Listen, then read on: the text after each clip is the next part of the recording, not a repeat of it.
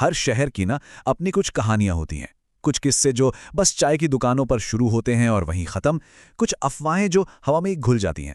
लेकिन कुछ कहानियां ऐसी भी होती हैं जो सच और वहम के बीच की वो पतली सी लकीर है ना, उसे हमेशा के लिए मिटा देती हैं। आज हम मुंबई के एक ऐसे ही जाने माने कॉलेज की बात करेंगे जहां एक चमचमाती मॉडर्न बिल्डिंग के ठीक साए में एक खंडहर मौजूद है। एक ऐसी जगह जो अपने अंदर एक बहुत ही भयानक राज और एक अतृप्त आत्मा को छिपाए हुए है। मुझे यहां मारा गया था और अब मुझे मेरा बदला चाहिए। ये शब्द महज किसी कहानी का हिस्सा नहीं है। नहीं, ये एक चेतावनी है, एक पैगाम उन लोगों के लिए जो उस जगह पर कदम रखने की हिम्मत करते हैं।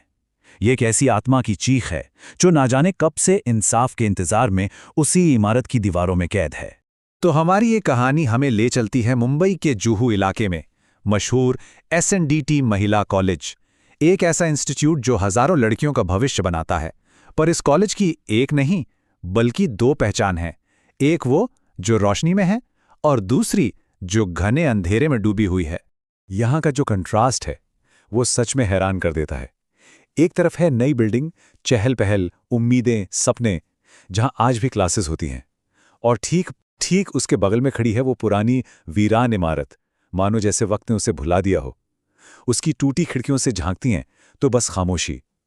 और यही खंडर हमारी कहानी का असली स्टेज बनने वाला है। तो ये जो किस्सा है ना, ये कोई आज की बात नहीं है। ये सालों से चल रहा है। मतलब एक पीढ़ी से दूसरी पीढ़ी तक ये कहानी कैंपस में घूमती रहती है। कहते हैं कि इस पुरानी वीरान बिल्डिंग में एक औरत की आत्मा भटकती है। और सुनिए, कई स्टूडेंट्स तो कसम खाकर बताते हैं कि उन्होंने देर रात, खासकर रात के 2 बजे के आसपास, उसकी सिसकियों की या कुछ बुदबुदाने की आवाज़ें साफ साफ सुनी हैं। तो ये सिर्फ एक कहानी नहीं रह जाती, ये एक ऐसा डर बन जाता है जो सूरज ढलते ही पूरे कैंपस पर छा जाता है। और ऐसी हर कहानी में एक किरदार जरूर होता है जो इन सब बातों पर, इन चेतावनियों पर हंसता है। हमारी कहानी का वो किरदार है 20 साल का रोहन। रोहन के लिए ये भूत, प्रेत, आत्मा वात्मा, ये सब मनगढ़ंत बातें थी जिन्हें वो एक कान से सुनकर दूसरे से निकाल देता था। और फिर एक दिन मजाक मजाक में ही कहानी ने एक बहुत ही सीरियस मोड़ ले लिया। जब रोहन ने दोस्तों के बीच इस भूतिया कहानी का मजाक उड़ाया तो उसे एक चैलेंज मिला। हिम्मत है तो उस पुरानी बिल्डिंग में एक रात गुजार के दिखा। एक ऐसा चैलेंज जो उसकी जिंदगी को हमेशा हमेशा के लिए बदलने वाला था। अब रोहन अपनी बात साबित करने के लिए फौरन इस चुनौती के लिए तैयार हो गया। उसने अपने दोस्त विशाल को भी साथ चलने के लिए किसी तरह मना लिया और दोनों ने मिलकर फैसला किया कि आज रात वो उस पुरानी वीरान इमारत के राज से पर्दा उठाकर ही रहेंगे। रात के ठीक 1:30 बजे हाथ में बस एक टॉर्च वो कॉलेज के पिछले गेट से अंदर घुस गए। हवा में एक अजीब सी ठंडक थी और चांद भी घने बादलों के पीछे छिपा हुआ था। जैसे जैसे वो उस बिल्डिंग के करीब पहुंचे, माहौल और भी ज्यादा भारी और भयानक होता गया। जंग लगे हुए भारी दरवाजे को जैसे ही उन्होंने धक्का दिया, जो चर्रर की आवाज गूंजी, उसने विशाल के दिल में डर की पहली दस्तक दे दी थी। अंदर का जो नजारा था वो बिल्कुल किसी हॉरर फिल्म के सेट जैसा था। दीवारों पर सीलन थी, जगह जगह से झाड़ियां उगाई थी, छत के हर कोने से मकड़ी के मोटे मोटे जाले लटक रहे थे। हवा में धूल और सड़न की एक बहुत अजीब सी गंध थी। और उस भयानक शांति में उन्हें सिर्फ अपने कदमों की आहट और अपने ही दिलों की धड़कन सुनाई दे रही थी। हर एक कदम उन्हें उस अंधेरे में और गहरा ले जा रहा था। वो दोनों टूटे फूटे गलियारों से गुजरते हुए धूल भरे क्लासरूम्स में झांक रहे थे कि तभी अचानक उस खामोशी को चीरते हुए कुछ ऐसा हुआ जिसने उनकी हिम्मत को बुरी तरह से झकझोर कर रख दिया। गलियारे के आखिर में एक बंद क्लासरूम था और उसी के अंदर से उन्हें एक आवाज सुनाई दी। एक ऐसी आवाज जिसने उस वीरान मुर्दा जगह में जिंदगी का एहसास तो दिया, पर वो जिंदगी किसी इंसान की नहीं थी। आवाज एक टीचर की लग रही थी जो बिना किसी एक्सप्रेशन के एक ही टोन में पहाड़े बोल रही थी। 2 एकम 2, 2 दूनी 4, 2 तियां 6। उस खाली इमारत में गूंजती ये आवाज किसी भी चीख से ज्यादा डरावनी थी और इसने विशाल को तो बुरी तरह से कंपा दिया। विशाल का चेहरा डर से एकदम सफेद पड़ चुका था, लेकिन रोहन अब भी अपनी बहादुरी का वो झूठा मुखौटा पहने हुए था। उसे पूरा यकीन था कि ये कोई रिकॉर्डिंग है या कोई दोस्त ही उनके साथ ये भद्दा मजाक कर रहा है। रोहन ने विशाल का हाथ पकड़ा और हिम्मत करके उसे उस क्लासरूम की तरफ खींच कर ले गया। लेकिन जैसे ही उन्होंने दरवाजे के हैंडल को छूने के लिए हाथ आगे बढ़ाया, वो पहाड़ी की आवाज अचानक बंद हो गई। और ठीक उसी पल उन्हें एक ऐसी ठंडक ने घेरा जो हड्डियों तक को जमा दे। ये मौसम की ठंड नहीं थी, ये कुछ और ही था। उन्होंने दरवाजा खोला और अंदर घुसे। क्लासरूम खाली था। उन्होंने सोचा शायद ये सब सच में उनका वहम था। और तभी वो आवाज फिर से गूंजी, लेकिन इस बार उसमें एक गुस्सा था, एक नफरत। और फिर हवा में एक जोरदार थप्पड़ की आवाज गूंजी, जिसके ठीक बाद दर्जनों बच्चों के एक साथ सिसकने और रोने की दिल दहला देने वाली चीखें उस कमरे में भर गईं। अब तक रोहन का शक भी खौफनाक यकीन में बदल चुका था। वो और विशाल दोनों की हालत खराब थी। उन्हें समझ आ गया था कि वो यहां अकेले नहीं है, और जो भी उनके साथ है वो कोई मजाक नहीं बल्कि एक भयानक हकीकत है। और तभी उनका डर हकीकत में बदल गया।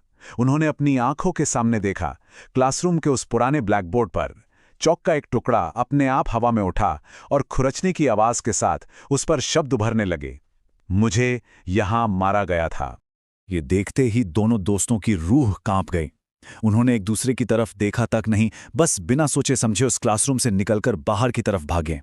लेकिन जैसे ही रोहन कांपते हुए कदमों से बाहर सीढ़ियों तक पहुंचा, उसने पलटकर देखा और उसका दिल बैठ गया। विशाल उसके पीछे नहीं था, वो उसी इमारत के अंदर रह गया था। रोहन ने घबराकर चिल्लाया, विशाल! लेकिन उसकी आवाज अंधेरे में खो गई। कोई जवाब नहीं आया।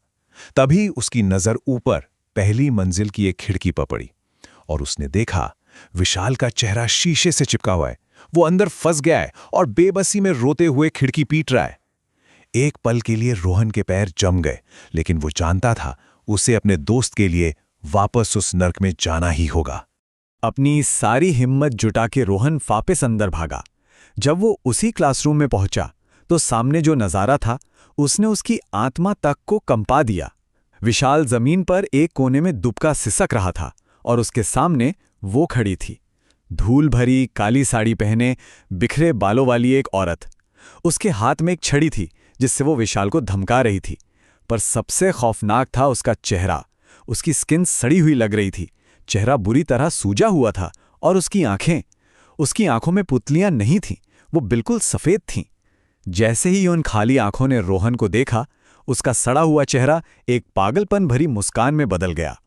उस खौफनाक मुस्कान को देखते ही रोहन के सोचने समझने की शक्ति जैसे खत्म हो गई। वो चीखते हुए वापस भागा, लेकिन अंधेरी सीढ़ियों पर उसका पैर फिसला और उसके सिर पर गहरी चोट लगी और वो बेहोश हो गया। जब उसकी आंख खुली तो रात का अंधेरा तो छट चुका था, लेकिन कहानी अब एक नए और ज्यादा उलझे हुए रहस्य में घिर चुकी थी। पता है क्या हुआ? जब रोहन की आंख खुली तो वो विशाल के फ्लैट पर था। उसके सर पर पट्टी बंधी थी, लेकिन विशाल ने जो कहानी सुनाई वो रोहन की यादों से बिल्कुल अलग थी। विशाल के मुताबिक रोहन पहली मंजिल पर फंस गया था और विशाल भागकर उसे बचाने के लिए दोस्तों को लेकर आया था। जब वो लोग पहुंचे तो रोहन सीढ़ियों पर बेहोश मिला था। दोनों को उस रात की दो बिल्कुल अलग-अलग खौफनाक कहानियां याद थीं। ऐसा लग रहा था मानो उस इमारत ने उन दोनों को दो अलग-अलग डरावने सपने दिखाए हों। लेकिन उनकी अलग-अलग यादों के बीच एक कनेक्शन था, एक ऐसा सच जिसे कोई नहीं नकार सकता था। उस रात विशाल के साथ जो दोस्त मदद के लिए आए थे, उन सब ने भी उस टीचर के पहाड़े बोलने की और बच्चों के रोने की दिल दहला देने वाली आवाजें पूरे बिल्डिंग में गूंजते हुए सुनी थी। और यही वो सबूत था जो साबित करता था कि उस रात जो कुछ भी हुआ वो कोई सपना या वहम नहीं था। खैर, इस घटना के बाद उन लड़कों ने फिर कभी उस इमारत की तरफ मुड़कर भी नहीं देखा। लेकिन एक सवाल आज भी वहीं हवा में तैर रहा है। क्या उस टीचर की आत्मा आज भी एसएनडीटी के उन गलियारों में भटक रही है? क्या वो आज भी अपने साथ हुए अन्याय का बदला लेने के लिए किसी अगले रोहन का इंतजार कर रही है? इसका जवाब शायद हमेशा के लिए उस पुरानी वीरान इमारत के अंधेरे में ही दफन रहेगा।